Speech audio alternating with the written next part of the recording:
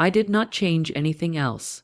The TED site, because of the person who hosted the TEDx talk, had some conflicts with some other people from some other event, and so TEDx took down all of his videos. Mine was one of them, so we have a version of it. We have the recording, it's just not high quality. So I wanted to let you know why this TEDx talk is such low quality.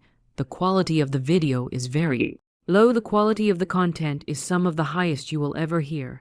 And the TEDx talk is called The Master Key to Influence How to Overcome Procrastination in Yourself and Others. It will absolutely bless you beyond your wildest imagination. Enjoy music. Foreign Master Key to Influence, how many of you would like to have in your pocket at all times. The Master Key to Influence, yes, okay. So that's what I'm going to show you how to do. I'm going to show you how to have the Master Key to Influence, and I'm going to show you how to overcome procrastination in yourself and other people. How many of you think you know somebody who has a procrastination problem? Okay, the reason I ask the question, how many of you think you know somebody that has procrastination problem, is because nobody has a procrastination problem. Procrastination is not a problem. Procrastination is always the symptom to a problem, and the symptom that procrastination is a problem of, it's the problem of anxiety. That's the real problem. Procrastination is the symptom, it is not the problem. And so what I'm going to do is I'm going to show you how do you fix procrastination, how do you get the people that you are selling to buy now, how do you get your children to clean their room now, how do you get your children to do their homework now, how do you get the person that you're in love with to be in love with you now, how do you get yourself to eat the things that are going to serve you now, how do you get yourself to move your body the way that's going to make you strongest now? That is a good question. It is a very good question, and when we find the answer to that question, we will have unlocked the Master Key to Influence. What is the Master Key to Influence? Well, it's this: human beings are singularly motivated. People do things for one reason and one reason only. People don't have 10 reasons they do things. They don't have 15 reasons they don't do things. They don't have 5 reasons they do things. People do things for one reason and one reason only, and that is because they feel like it. When people who eat right, they eat right because they feel like eating right more than they feel like eating wrong. People who exercise, they exercise because somehow or another they figured out a way to make themselves exercise instead of making themselves not exercise. They figured out a way to make themselves feel like doing the thing. And if you can, and for those of you who are in business, if you can figure out a way to create an environment that causes other people to feel like doing business with you, you don't have to try so hard to get them to do business with you, because people do things for their own reasons, and their own reasons, not yours, not mine, their own. So how do I get to the place in my life where I create an environment that causes me and the people I've been sent to serve, and to the people I've been sent to serve with, how do I create an environment that causes all of us to feel like doing the things that are in our own best interest?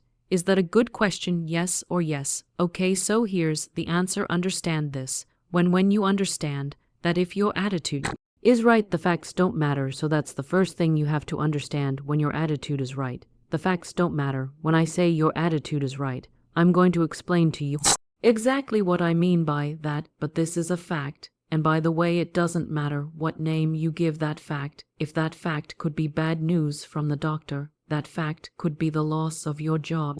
That fact could be the loss of a fortune in the stock market. That fact could be having to file bankruptcy. That fact could be whatever. It doesn't matter. If your attitude is right, the facts don't matter. But here's what happens. We observe the facts. We either observe them through our eyes, right, or we observe them through our ears. We either hear the facts or we see the facts. And then when we see that fact or hear that fact, we put a frame around that fact. And that frame that we put around that fact, that frame that we put around that fact is going to be in the form of a focus in our head. I'm going to tell you something. Frames create focus. If you don't remember anything else to say tonight, remember that frames create focus. What does that mean, that frames create focus? The reason we put a frame around the picture is because we want people to focus on what's inside the frame, everybody tracking. So what you want to do is you want to understand that when a fact happens, you put a frame around it. That frame has a positive side and a negative side, because everything has a positive side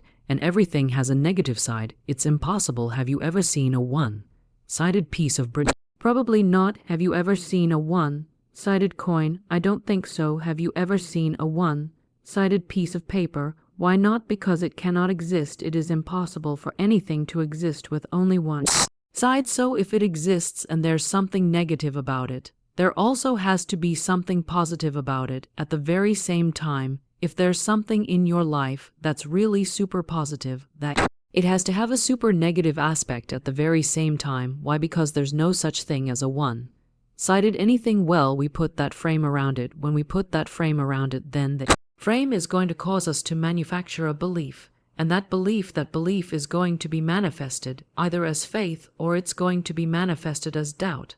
And this is the part most people don't understand. Most people don't understand. I'm going to say it slowly because most people have never heard it before. Faith and doubt are both belief. Most people think faith is belief and doubt is the absence of belief, but doubt is not the absence of belief. Faith is belief in the outcome I desire. Doubt is belief in the outcome I don't desire. When I have more belief in the outcome I don't desire than I do in the outcome I do desire, I have doubt. And I don't have faith, but both of them are a belief. Okay, so when I manufacture this belief, if I manufacture faith because I'm focused on the positive aspect of the fact, then that's going to make me happy. If I focus on the negative aspect of the fact, that's going to cause me to have doubt, and that's going to make me sad. But it wasn't the fact that made me happy, and it wasn't the fact that made me sad. It wasn't the fact that you have a lot of money that makes you happy. And it's not the fact that you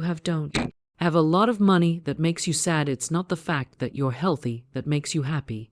And it's not the fact that you're an unhealthy that makes you sad. It's the focus on that fact that makes you happy or sad, because you all the time, and I am too, man, are manufacturing beliefs about the things that are going on outside of us.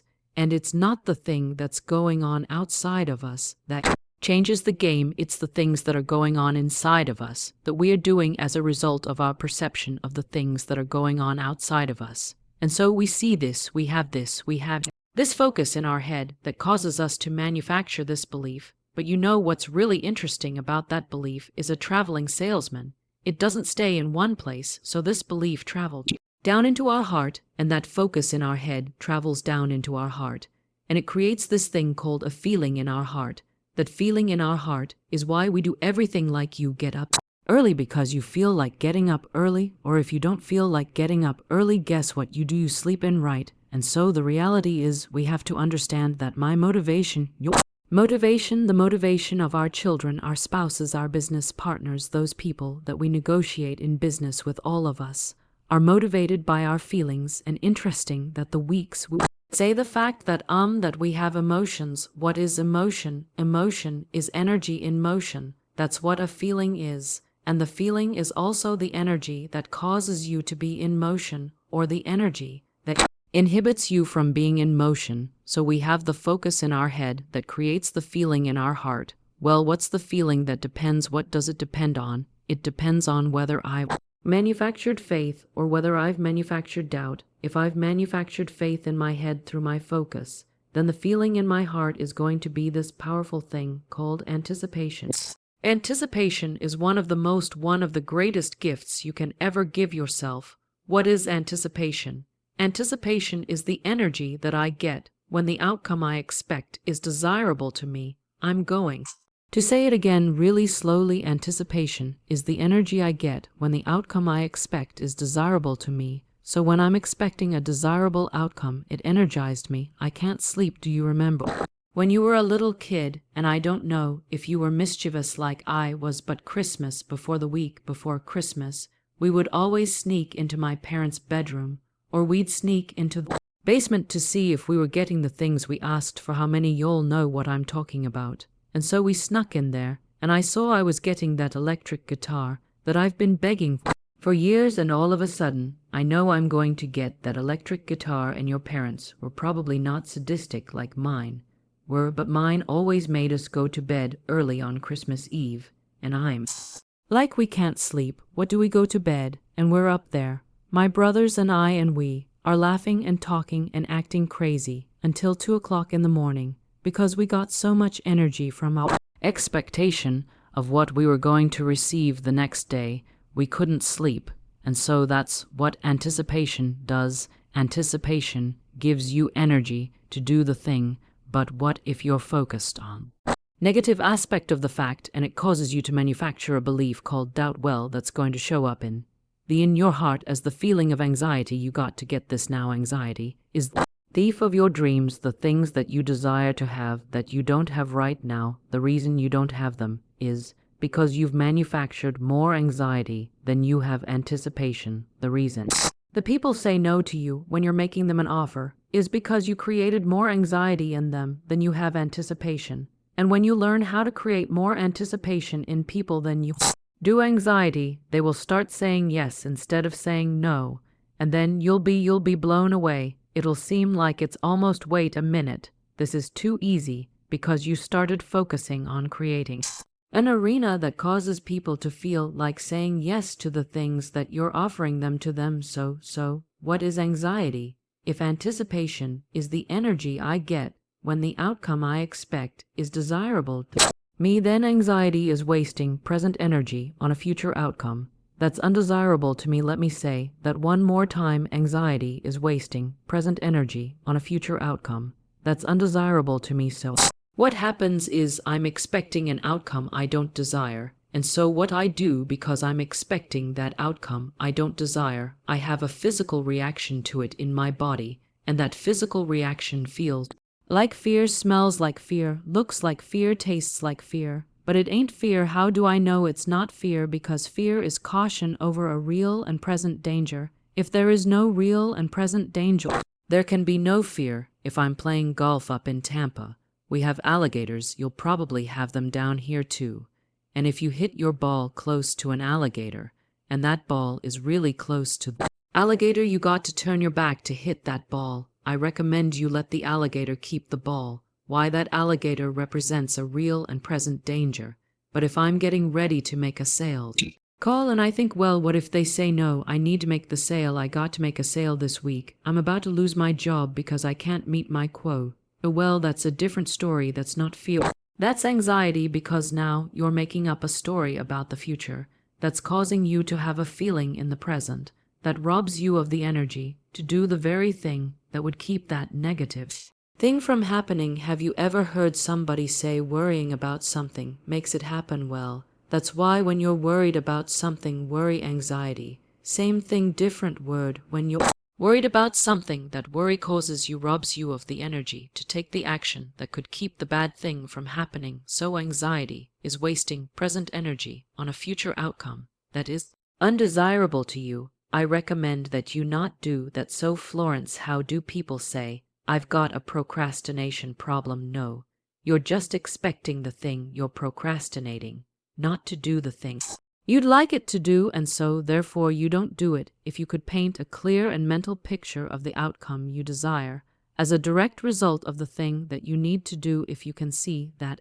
the ultimate outcome and that it's going to happen, and if you could get yourself in your heart of hearts to believe that you would take every action in that direction, there's no such thing as an author with writer's block. There's just an author who expects the book not to sell. If you thought you're going to sell 1 million copies next week, you get that book done tonight. See, it doesn't matter what we apply it to, it always works. If our children believe that their life is going to get better as a direct result of doing the thing we desire them to do, because we had him do it for their reasons, not ours, then cleaning your rooms easy. All you have to do is give them a reason that makes sense to them and causes them to feel like doing. Are y'all tracking? So what happens? We get a focus in our head. That focus in our head creates a feeling in our heart. When the feeling in our heart is anticipation, it energizes us. When the feeling in our heart is anxiety, it robs us of energy to do the thing. And then lastly, the feeling in our heart then moves out to our hands. And the feeling in our hand, the feeling in our heart, creates a function in our hands. And that function in our hands, when we focus on the outcome we desire, and we have faith that gives us anticipation, that's the energy. The function in our hand is called power. Not only do we have the energy and the power To do the thing, it is impossible for us not to do the thing. When we have anticipation, we get a really, really bad case of the I can't help it. How many you already had a bad case today? I can't help it. And so what happens is, I've now got this. I'm looking at this fact. I'm focused on a positive aspect of the fact. I'm manufacturing faith. It's traveling down into my heart and building up all this anticipation, and now I can't do anything but the work that's in front of me. I'm not going to distract myself by watching a football game or gamer basketball game. I'm not going to anesthetize myself watching other people in the electronic income reducer live their dreams while I'm living a nightmare. What I'm going to do instead is I'm going to go to work on the thing that's going to work for me, and I know it's going to work because I'm going to make it work. And then lastly, if the feeling in our heart is anxiety, then the function in our hand is powerlessness. And what happens when we live a life of powerlessness is every obstacle we face, we see it as bigger than us. Every obstacle we face, we see it as larger than us. Everything that comes our way, we think it's bigger than us, it's better than us, it's stronger than us, it's more powerful than us. And it has the ability to take anything that we desire away. But when we realize the power that we have, when we master the master key of influence, it gives us the ability to overcome procrastination in ourselves and others. And no will turn to yes, and maybe will turn to absolutely. And I'll think about it turns to where do I sign? Because you have figured out how to create environments that cause people to feel like doing the things that are in their own best interests. That's the master key to influence. I'm Dr. Florence Scovel. It's been a pleasure talking to you.